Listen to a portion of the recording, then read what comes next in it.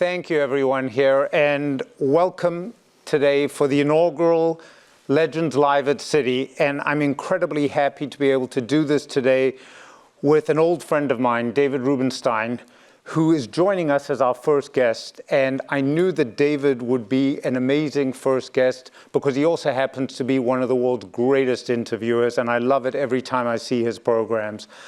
I've known David for a very long time, actually. As you remember, David, in the very early days of Carlyle, before it became the $450 billion behemoth that Carlyle is today, David constructed an amazing vision for what an alternative asset manager would be like. But he's now truly found his claim to fame. We're going to discuss later on about the fact that private equity is life's highest calling. But in fact, it may be the Baltimore Orioles, as we'll know. David has an amazing reputation on a global basis, starting out as a lawyer, then an official in the Carter administration, but then co-founding Carlyle. And David was one of the first people to ever look at this and say, we can create a publicly traded company, we can create capitalized value, and with a $20 billion market capitalization, this is a name that resonates everywhere in the world. But for me, more importantly, is it's not often in one's career that one watches a living legend become the legend. And David really became that as a philanthropist, but also as a leader of many, many institutions. We talked about the Kennedy Center, the Smithsonian, Harvard, Duke, Chicago, and the list goes on and on. Everyone wants to have David as their leader. And as a historian, also an author of several books that we'll talk about, a great interviewer, and last but not least, from my standpoint, David is an amazing American patriot, and to me, that's what gets me the most excited and proud. We know all the awards he's gotten. He's a recipient of every single award that we know out there, but we're going to hear about his personal story, and we want to see what he's going to do actually with the Orioles, who I don't think have won a pennant or a World Series in a while, but that's obviously going to change with David's leadership. At the end of the session, we're going to take some questions from the audience, which will be great. We're also going to use this thing called Slido, which I really don't know how to use, but hashtag Legends Live. And then we'll do a little bit of a meet and greet with David and his book outside at the Hudson Lounge. So with that, David, thank you. We're honored to have you here. Well, my pleasure to be here. Thank you very much. Carlyle has had a long-standing relationship with Citi. When we did our first buyouts, Citi financed them, and we've been working with Citi ever since. So thank you for helping us get off the ground. Great, and we were proud to be part of your IPO. And I always remember actually working on one of the early deals where Jay Powell was the partner on the transaction. He was a partner. Right? I hired him, and they told me he was going to leave, and I said, what are you going to do? He said, I'm not sure, and I never thought he'd wind up as chairman of the Fed, but who knows? Exactly, and for those of you that don't know, his associate on the transaction was actually Glenn Youngkin. He was. He's now governor of Virginia, so there's a great history through Carlyle that is really, really phenomenal, and a brand which we'll talk about later on. It obviously got bigger than the hotel that it was founded on. Let's start. David, talk about the beginning. How did this all happen? Talk about your family, your upbringing in Baltimore right now, because obviously that was the foundation of the house that shaped you. We'd love to hear about it. My parents were not college educated or high school educated. My father went into World War II at the age of 16 or 17, dropped out of high school to go into the Marines, came back, met my mother. She was 17, I think, and got married at 17. He was, I think, 20. Neither finished high school. I was their only child, born more than 9 months after they were wed. And, it was a blue-collar background. If you didn't have a college degree or even a high school degree, you had a lot of limited choices. So my father worked in the post office his entire career, made a very modest salary, and I grew up in a blue-collar kind of area of Baltimore. Baltimore was originally segregated by religion, and so I was a Jewish ghetto, more or less. I didn't know anybody who wasn't Jewish till I was like 13 or 14, and it was an okay environment. When you grow up in a modest setting, you don't bemoan the fact that I'm not wealthy or that I'm not doing all the things that wealthier friends are doing. You just accept reality as it is, and you kind of work your way through it. And so I did, and just decided I would try to have a better life than my parents did in terms of professional achievement. But let me ask you, were you a Baltimore Orioles fan as a kid? I was a Baltimore Orioles fan because, Baltimore doesn't have as many things to brag about or to see or do as maybe New York does. So Baltimore was really proud of the Colts, who left us at some point, and they're really proud of the Orioles. When I was growing up, the Orioles did actually win a World Series in 1966, and I was a big fan, but I didn't have a lot of money to go to games, so I would buy 75-cent bleacher tickets for students and then sneak my way up to the mezzanine and then sneak my way to the box seats. By the ninth inning, I'm in the box seats. And then, then some usher would come and say, you don't belong here, get out of here. And I'm always afraid that the usher is still going to show up now and say, get out of the seat, you're not supposed to be here. No, well, now as the owner, you probably have different set of tickets. One last thing from your early upbringing, David, and that is, because we're going to touch on this later on, your interest in U.S. presidents and in history started early.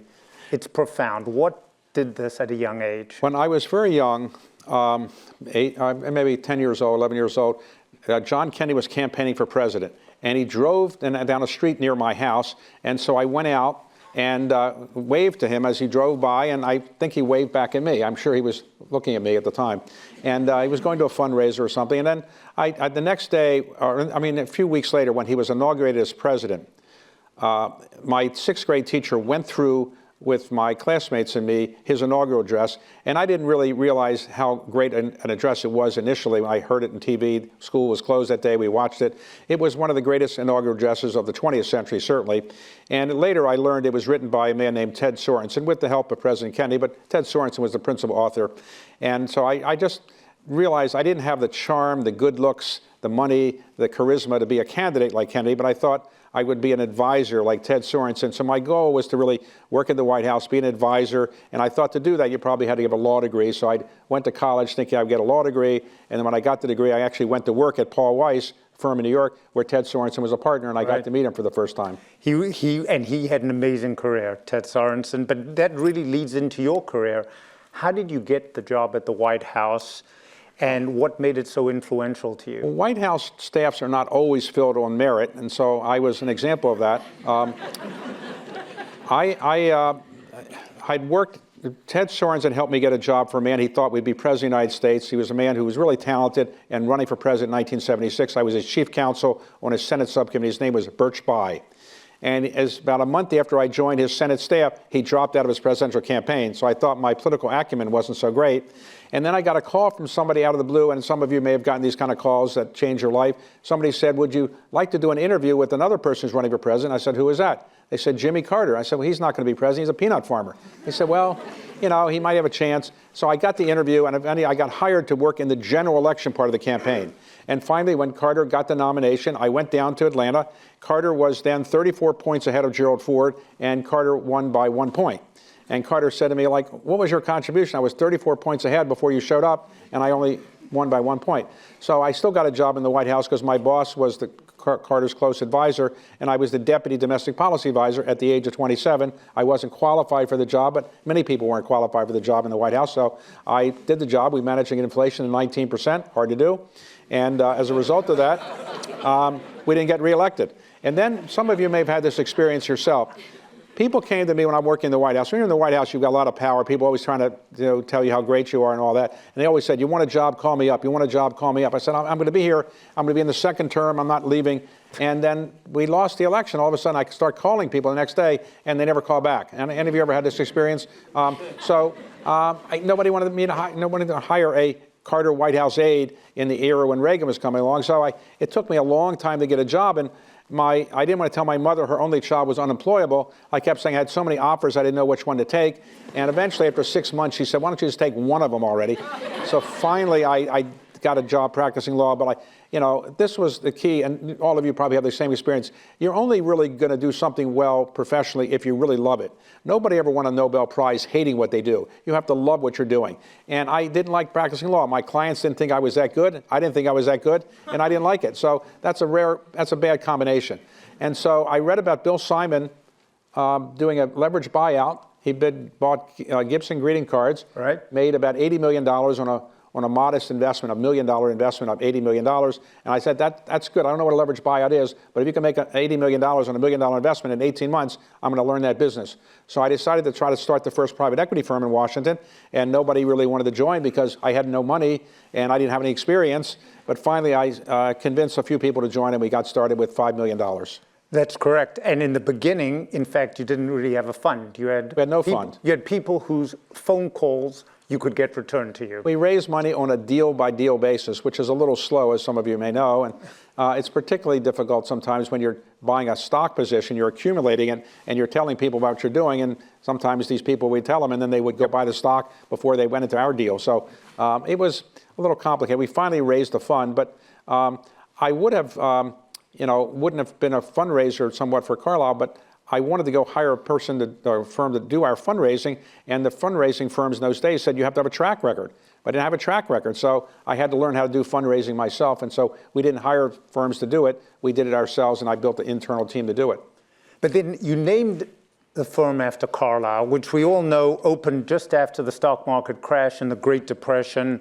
Why Carlyle? Was it just a classy name that no one could come after you for? Well, of course, when you're starting a firm, you always use the usual Greek and Roman names that people come up with, but we either couldn't pronounce them or they were already taken by somebody else. So one of my partners at the time, he left the firm, but he admired Andre Mayer, who was the financier at Lazard, and he had a lifestyle that this partner aspired to, which was to be a single man living in the Carlyle Hotel and having a very active social life in the Carlyle Hotel. And my partner aspired to it, and he said, what about Carlyle? And then he said, well, it's 2 syllables, simple, sounds British, sounds upper class, sounds like you have money.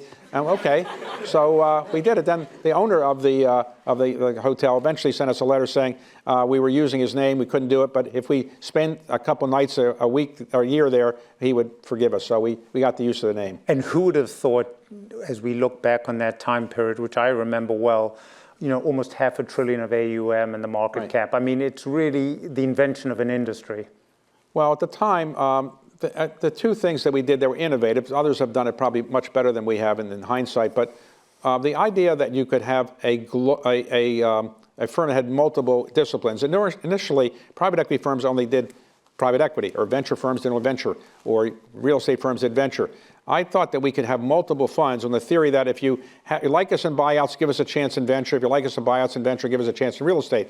The multiple discipline business, which having different kind of areas to invest, was not novel in the public equity world. It was novel in the private equity world. And the second thing is I decided to globalize it, have a partnership in Europe, Asia, Latin America, and so forth. So we'd have a global reputation and global footprint, and also in many different disciplines. Now, others obviously have done the same, Blackstone, KKR, Apollo, and so forth. At the time, we were laughed at for trying to do this, but it worked out. No, you were early on, although I do remember early on, David, you saying the key to Carlyle is we're going to have one office in Washington, D.C., and what you did was adapt the program real quickly.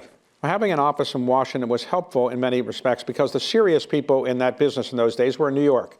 But by being in Washington, we distinguished ourselves, and because I brought in some former government people, it gave people a sense that we knew what was going on in Washington. And it's amazing, as many of you may know, that people around the world are obsessed with what the U.S. government's going to do, because the U.S. government affects so many people around the world and so many governments around the world. So to the extent that we had insights of what people were thinking about in Washington, D.C., it was helpful. So we had former President Bush, 41. We had Jim Baker, former Secretary of State, Frank Carlucci, former Secretary of Defense, John Major, former Prime Minister, Dick Darman, former head of OMB. And so we had these people, and they were actually good at opening some doors and so forth. They never worked on deals so much, but they were very helpful in the early days of the firm. No, they were fantastic. But, I want to switch courses here because obviously Carlyle's been incredibly successful and your leadership has been incredible. But as I think about it, I go to your interest in American history. And something that I find fascinating as an immigrant from my side, and that is patriotic philanthropy, and what you have done here in terms of collections of historical documents, your efforts to preserve them.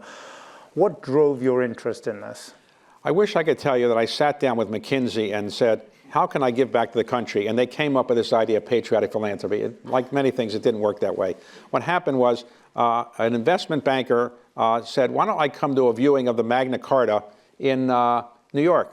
I didn't really have that much interest in the Magna Carta, but I said, I'm going to be in New York, I'll go look at it. I looked at it, and the very clever curator who was showing it, they said, by the way, it's an auction tomorrow, really, and it's going to be sold to somebody from either South Africa, Russia, or Saudi Arabia. And of course, this is the only copy that'll be in the United States, the only one in private hands. It was owned by Ross Perot. And she said, it'd be a shame if this one copy that's in the United States, the Magna Carta, which was the inspiration for the Declaration of Independence, and inspiration for the colonial charters that we had setting up the colonies here. It's too bad that this one copy in private hands in the United States couldn't stay here. So I kind of said, okay, I guess it's a good idea to keep it here. So I resolved to go buy it the next night. Now, I don't want to tell anybody I'm going to go buy the Magna Carta. It sounds a little presumptuous, and I don't want to tell my children. They might say, how much less money might this mean for us? So I went the next night. I'd never been at Sotheby's at the time, and so I went there, and they put me in a little room, and I said, what am I doing in this room? They said, well, you bid. And I said, pick up the phone. So I'm listening, and all of a sudden they said, well, you're here, you're not bidding. So, well, okay, I put a bid in, and as soon as I put the bid in, they said, sold. I didn't know if anybody else was bidding against me or not. So anyway, maybe they had no other bidders. So they came in and said, okay, you just bought it, the Magna Carta. Who are you? And you have the money for this. And they said, you can go out the private door and nobody will know who bought it, or you can talk to reporters. And while you did it, I said, I'll tell them that I'm going to give it to the United States government as a down payment on my obligation to give back to the country. I actually went to the president of Citicorp's house that night for dinner. I said, I'm sorry, I'm late for dinner. I just had to buy the Magna Carta. He says, oh, sure. And the next day, he called me and said there was a front page article in the New York Times saying, I just bought the Magna Carta, and talked about it. And he called me and said, I'm apologizing. Last night, it was Chuck Prince. Last night, I thought you were kidding when you said you bought the Magna Carta. Nobody ever come to my house before and bought the Magna Carta, so I thought you were kidding.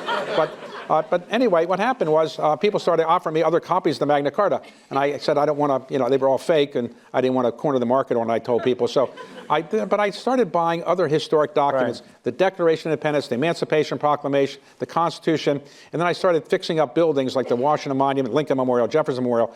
And I did it because I wanted to remind people the history and heritage of our country. It's a sad situation. We don't teach civics very much anymore, or American history. You can graduate from any college in this country without having taken an American history course. You can be a history major at 80% of the colleges without having taken an American history course. And people don't know much about our background, our history, and our government. As a result is we have an uninformed electorate. And the theory that Jefferson always said about the representative democracy, it works only if you have an informed citizenry. And our citizenry is not as informed, I think, as it should be. So I've been trying to do this a bit, and I'm not the only person doing it, a lot of other people doing it. But just think about this. You're an immigrant to this country. There are 49 million immigrants in this country, 49 million. Many of them are citizens.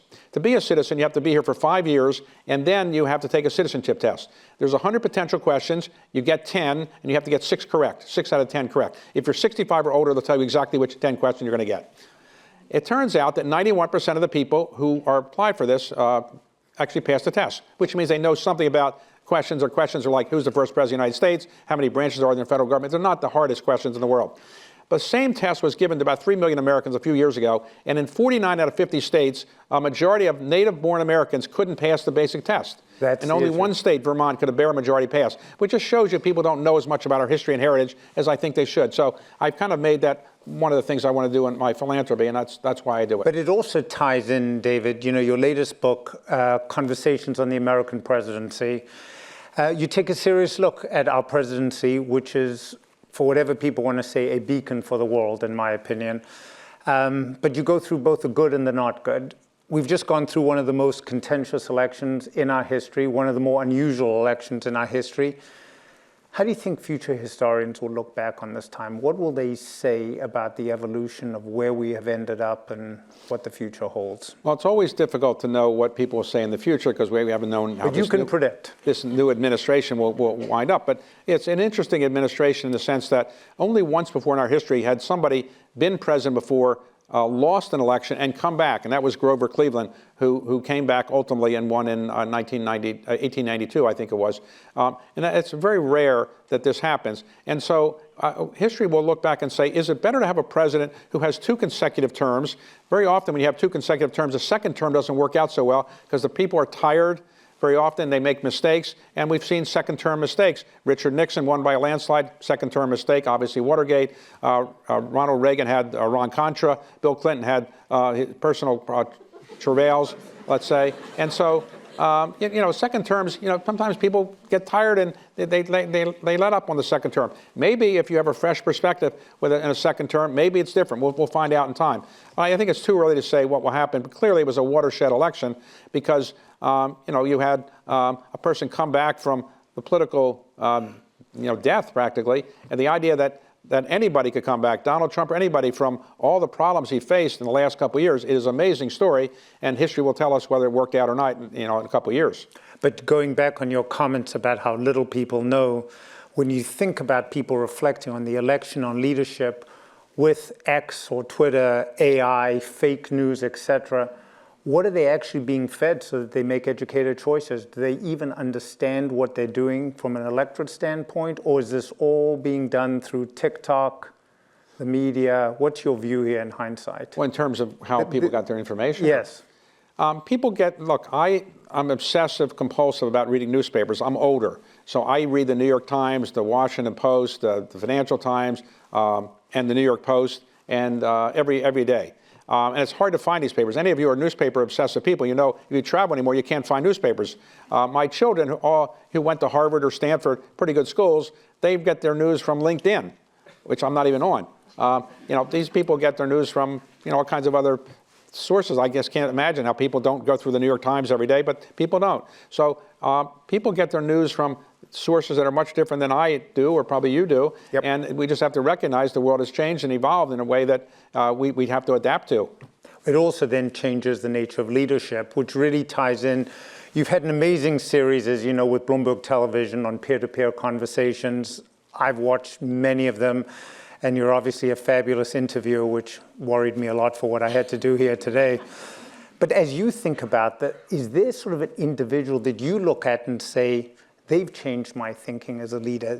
Who's actually influenced you when you think back on some of either your conversations that you've had or would like to have, historical or contemporary? Well, I've interviewed several hundreds and hundreds of people, and they're all, a lot of them are terrific people, and you admire a lot of people. I admire people that have certain qualities. I like people that are reasonably intelligent, but not geniuses. They're hard to manage, hard to deal with sometimes.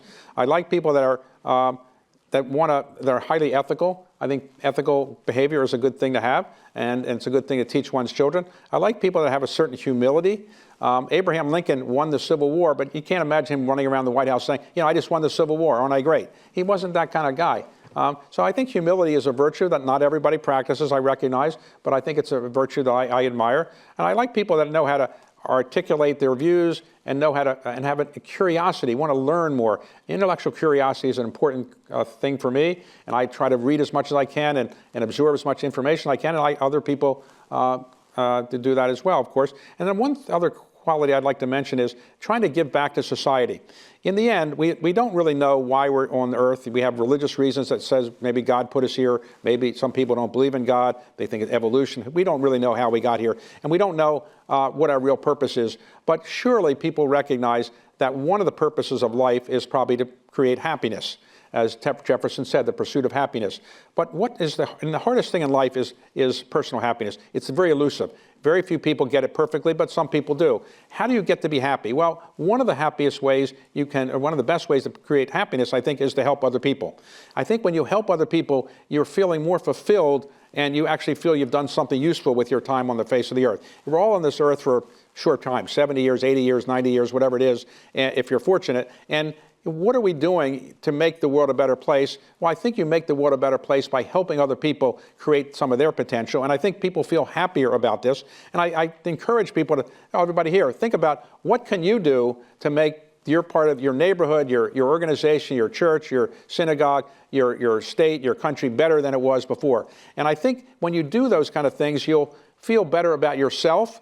I think your children will be proud of what you've achieved, and your parents, if they're still alive, will be proud of what you achieved. I think in my own case, my parents lived to see some of what I did, and making them feel proud of what I had become was something that I got a great deal of pleasure of. My children don't seem to be as proud of what I've done but children are different. Children don't like to brag about their parents as much, but I think everybody should try to find a goal in life that makes them happy. And I think the greatest way to do it is not by accumulating enormous amounts of wealth. A lot of billionaires I know are tortured souls. They're not the happiest people in the world. My mother didn't have any money. I couldn't give her any money. She didn't want money. And she was a pretty happy person. The only time she would brag about me was when Carlyle bought Dunkin' Donuts, and I would give her little coupons to go get free coffee. She would go into her local Dunkin' Donuts and see my son owns Dunkin' Donuts. And of course the waitress would say, sure. But she'd have this little coupon, and she got free coffee, so my mother was happy. But I think in the end, trying to please yourself is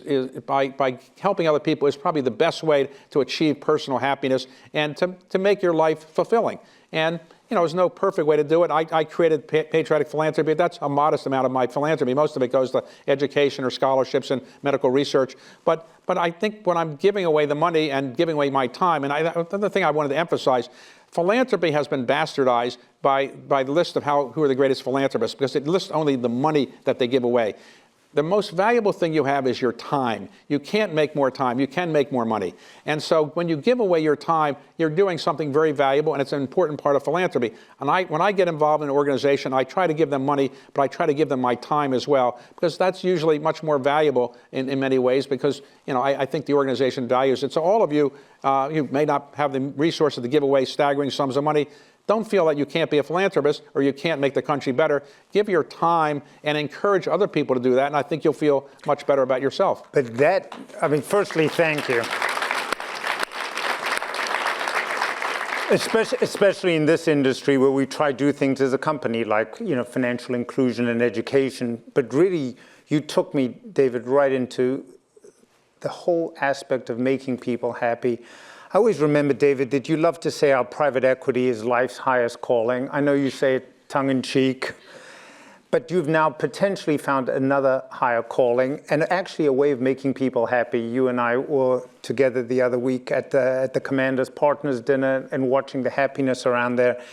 As the new owner of the Orioles, which, from a personal standpoint to you is a big deal. It's a big deal. How do you view it right now? Yeah. Are you answering a higher calling to a city that hasn't won since, I think it's 83, if I know my baseball? Well, look, this is happiness. For tongue-in-cheek, for many years, I've said private equity is the highest calling. Obviously, it gets a laugh because people recognize there are some things higher calling than that. It's hard to think of one, but there probably are some. Most of my philanthropy and my time and my money have gone to things in the nation's capital or in universities I've been associated with or my children are associated with or hospitals and things like that. And I realized that I hadn't done as much for my hometown. I went to public high school and public junior high school in Baltimore. I left there to go to Washington for maybe half a century ago. But my parents were born there. My parents are married there. My parents are buried there. I was born there, raised there, and I will be buried in Baltimore as well. And I felt I hadn't done enough for Baltimore. And so when an opportunity came along, I viewed it as a semi-philanthropic gesture where I would buy it, try to make the team as good as possible, and ultimately, make the city happier about it. Baltimore doesn't have as many things going for it as New York does or LA or other large cities. And the Orioles are really important to Baltimore. It's had some tough times in recent years, and I thought if I could put a group together that turned it around a bit, it would be a good thing and a way to give back to Baltimore. Baltimore or all of sports, I'd say, is like a religion in our country now. People have the passion for sports that it's hard to explain why people are so animated to make sure their local team does well. So if you live in Baltimore, you live in New York City, what real financial benefit do you get if your team wins? Not that much. It's just that you feel better. And people have bought into the idea that their city is something that is important to them, and so they root for the local teams, even though they're not financially going to get better off if the team wins or something like that.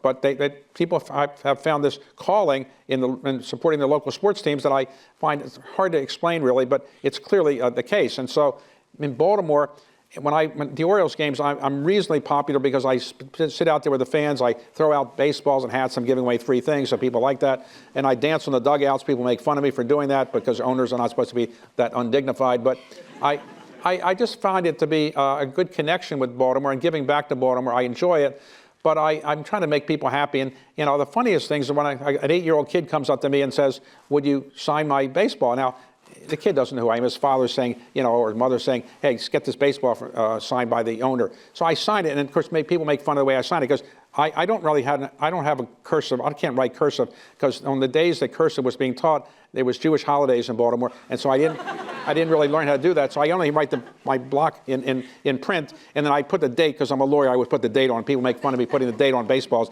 Players don't usually do that, but I say to these kids, you don't really need an owner signature, but they want it. I can't understand why people are so enamored with the owner, but anyway, I've enjoyed it. When we win, it's fun. When you lose, it's a dagger in the heart. because there's not much you can do about it. But these guys are young, and I don't know how much, I can tell young private equity people what to do. I don't know how to tell young, young athletes what to do. I was a Little League all-star when I was younger, but it was a Jewish Little League, and it wasn't. It didn't count. It was the talent was modest, and I was good at 8, and then I peaked at 9, and then 10. I just didn't get that much better. So the legacy you leave the city of Baltimore here will be happiness? Well, I hope it will be that the city, Baltimore's had some problems. Baltimore, when I was growing up, was the 9th biggest city in the United States, population of 939,000 people. Today, it's not even in the top 20. The city today is 62% African American. White flight, 350,000 whites have moved into the county, which is a separate jurisdiction. And the city doesn't have a lot of corporate headquarters compared to what it used to have. It doesn't have some of the problem, some of the assets that New York doesn't have. And so forth. Baltimore is struggling a little bit. It has had a high crime rate and so forth. It's turning around. We have a very good mayor, very good governor, but it takes time to turn these things around. And I think the Orioles are somebody that really brings the city together. And so, I've been the chair of the Kennedy Center for 14 years. Why did I want to do that? It's a performing arts center. It brings people together, and nobody leaves a performing arts center crying or unhappy. They're happy. And it's very rare to see people happy in Washington, D.C., even if they're different parties and so forth. So people are happy. And when you leave a sporting event, even if you lose, people are really happy that they saw the event and they feel better about themselves. And so that's what I really enjoy about it, is trying to make people feel happier about themselves. I think that's a great aspiration, and hopefully you'll be very successful, but your management skills of Carlyle, I know, are going to translate well to the Orioles. I can just see it happening. Let me ask you, before we turn to a few questions from the audience, what's next for you? Because the one thing I've always taken away from you, personally, I'll tell you, and you and I have not spoken about this, is you're a continuous learner. You're the most curious person I know. You'll sit down with anyone if there's something interesting and take the time. What's next for you, David? Well, I'm always trying to, improve myself and learn more. And I started late in life writing books, and I wish I had started earlier. I'm going to do some new TV shows, one on longevity, which is shows people how to live longer and healthier and happier and so forth. And I hope to do some other things in Washington that will get some attention in broadcasting. I also hope to build out my family investment office, which you've been very helpful with as well. But I also, in the end, my legacy will be my children. I have 3 children. They're all in the private equity world, which you can say that's important. What can you do better than that? Have your children in private equity. So they all have their own funds, different areas, and I hope that they will achieve things that I'd be proud of. And every parent wants to be proud of their children, right? And in the end, that's the ultimate legacy you have, is your children. No, I think that's absolutely fabulous. I'd love to turn to some questions from the audience. I can't really see, so if you could grab a microphone. Oh, wow, I thought it was empty. I now see people here. I didn't know. I couldn't tell. Yeah, just... David, thank you for a wonderful conversation. By the way, for record, I worked on the same deal Leon was referring to. Oh, God. My first deal with Carlyle. Quick question on AI. You've interviewed some of the greatest minds. You are one yourself. What is the most articulate view you've heard on the impact of AI on not just the economy, but our society, our lives? Well, I am the least technologically sophisticated person that will ever be on this stage. I'm usually what's called a last adopter. When Facebook was being developed at Harvard, my daughter was an undergraduate there, and her now husband, then boyfriend, told me that his classmate was starting this company, and I said it's never going to get anywhere. And there was an opportunity to invest $30,000 when Mark needed some money, and I said no, it's not worth anything, and just a dating service. And somebody else, his classmate, gave him $30,000, now worth $31 billion, as I was told the other day. So I'm not that good on technology. I am tonight, though. I started a program years ago to say, who should really know most about history or know about where the country's going than are members of Congress, because they are making the laws, theoretically. And so 10 years ago, I started a program once a month. I interview a great historian or somebody has something important to say in front of members of Congress only. And I'll do it tonight at the Library of Congress. And we get about 250 members coming in. And it's the only time where members of Congress sit down with people from the opposite party and the opposite house and actually have dinner with each other. And they're not afraid that somebody's going to see them. There's no press there. And tonight I'm interviewing Eric Schmidt about his new book on AI, which he wrote with Craig Mundy and from Microsoft, and also with Henry Kissinger, late Henry Kissinger. And I've been reading the book and trying to understand it. And my view is that artificial intelligence obviously is going to change the world in ways that we can't really predict how it will do, just as we couldn't predict what the internet would do. When the internet came along in the, let's say, the late 90s or so, mid 90s, people didn't really know what would happen. And some people started businesses that turned out to change the world, but we didn't predict which ones were going to work and which ones didn't work. Who at the time thought that Amazon would turn out to be one of the biggest companies in the world, basically based off the internet, or Uber or other companies. So I don't know which companies will be the best, but I suspect that the greatest new fortunes will be coming from new companies as opposed to the older companies that are now, using AI. And AI will change the way we live and work. And I'm not as worried about it taking over civilization as some people say it will. And since the time of the Industrial Revolution, every time new technology comes along, people say people are going to lose their jobs, it's the end of the earth and so forth. But new jobs get created. So AI will have a lot of people losing their jobs, probably as they become obsolete, but then new jobs will be created. And I don't know how many of you will be affected by AI, and I assume all of you are somewhat familiar with it by now, and I don't know how it's going to change my life, but I know at Carlyle we are using it in enormous amount of, we have a special relationship with a large AI company, and we are working on ways to kind of analyze deals, which AI will help us analyze whether or not we're doing the deals properly. We should do the deal or not do the deal. We'll see whether that works out in time. So, but I'm just curious, how many people here are afraid of AI? Okay, how many people really understand AI? Okay, how many people here would like to invest in OpenAI at a low valuation? Okay, so there you go. Look at the value. Look, I just read that Elon Musk company billion. What? 150 billion, well, I think. Elon Musk has a startup at a $45 billion valuation. Exactly. And they say if you don't get in now, you'll have to pay $75 billion valuation next year. So some of these companies will work, some won't. I don't know which ones will work, but it is amazing how we have the good fortune to live through this time to see how the world will change, maybe for the better. But technology generally has made the world a better place and made the world a wealthier place than it was.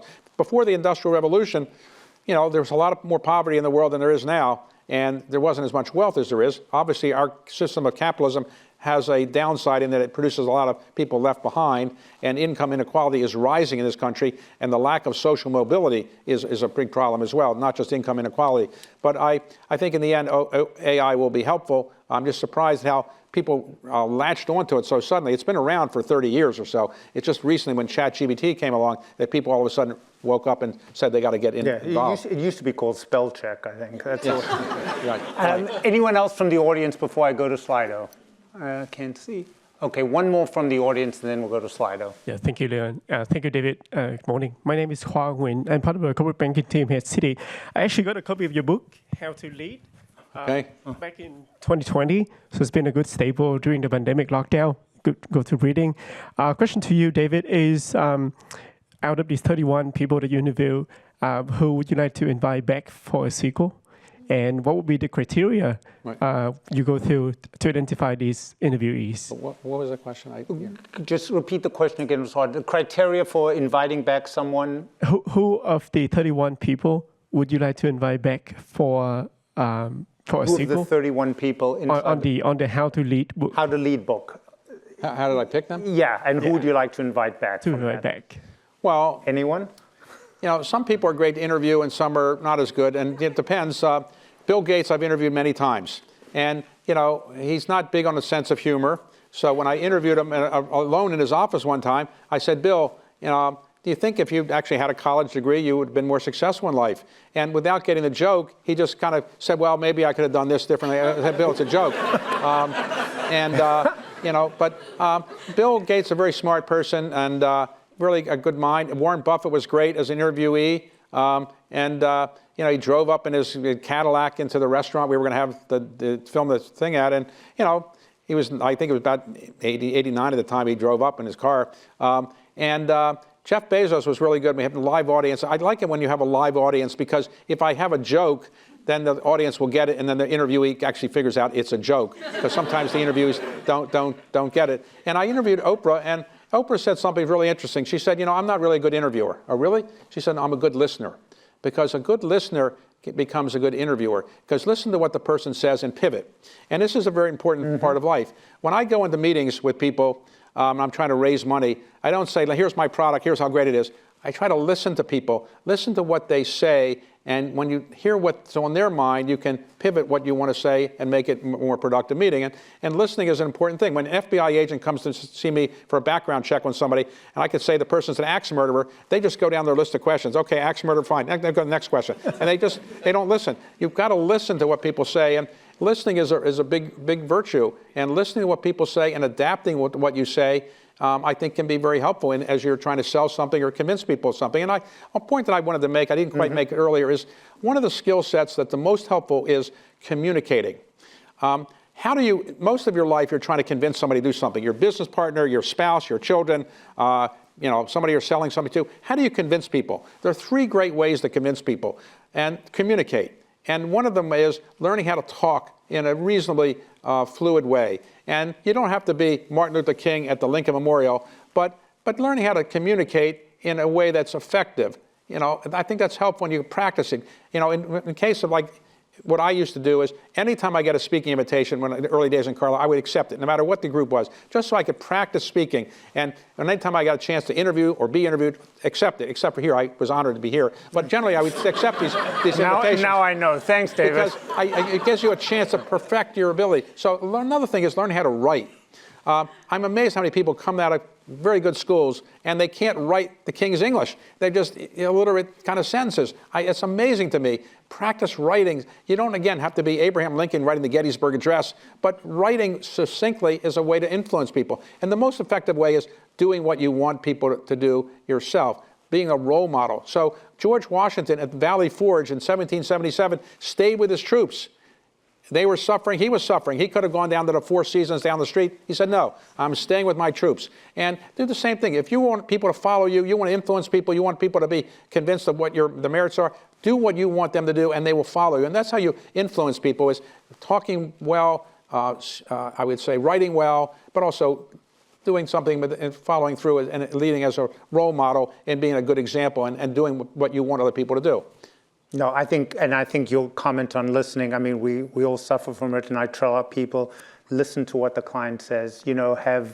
Have less speaking time and more air time. I agree. Another thing is, I didn't emphasize enough ethical behavior. When I was in high school, there was a superstar in my high school. I won't name the person. You can all probably figure it out if you do research. Mm-hmm. And the person was a superstar and went to a great college and a superstar business school and was at a superstar investment firm. And then he got caught up in the insider trading scandals and went to jail and never could recover from that. And you have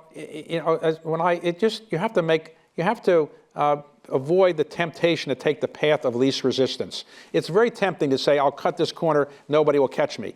And maybe you won't get caught 1 time, 2 times, 3 times, but eventually you may get caught, and the penalty is great. I remember when I started practicing law, and I went to Paul Weiss, the father of the firm, the man who came in. He seemed like an old, doddering man to me. And I looked it up recently. He was 3 years younger than I am now. But he said, it takes you a lifetime to build a reputation and 5 minutes to destroy it.